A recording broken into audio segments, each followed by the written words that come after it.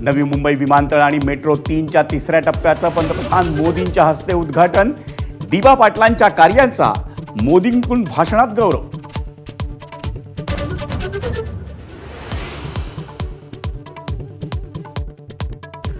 मुंबईच्या विकासाबाबत मुख्यमंत्री फडणवीसांचं मोठं विधान। नवी मुंबई विमानतळाजवळ तिसरी मुंबई तर वाढवण बंदराजवळ चौथी मुंबई तयार करणार, फडणवीसांची घोषणा।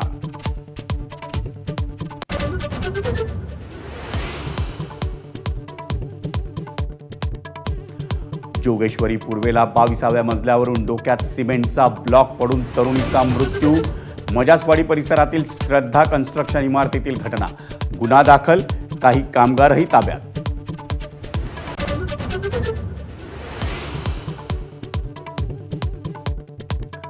बदलापुरातल्या लैंगिक शोषण प्रकरणातला आरोपी अक्षय शिंदेचा एन्काउंटर करणाऱ्या पोलिसांना क्लीन चिट। स्वसंरक्षणासाठी अक्षय शिंदेवर गोळीबार केल्याचा पोलिसांचा दावा मान्य।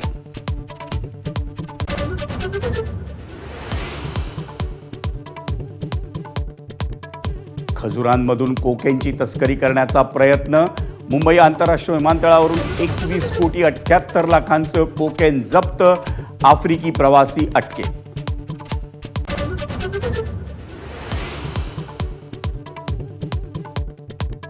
खेळताना बॉल इमारतीत गेल्याच्या रागातून 2 मुलांना मारहाण।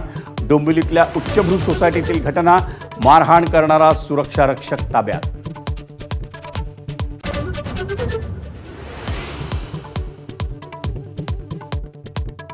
मुंबई क्रिकेट असोसिएशनचा पूरग्रस्तांसाठी मुख्यमंत्री निधीला 1 कोटीचा निधी देण्याचा निर्णय। तर वानखेडे स्टेडियममध्ये माजी कर्णधार दिलीप वेंगसरकरांचा पूर्णाकृती पुतळा बसवण्याचाही निर्णय।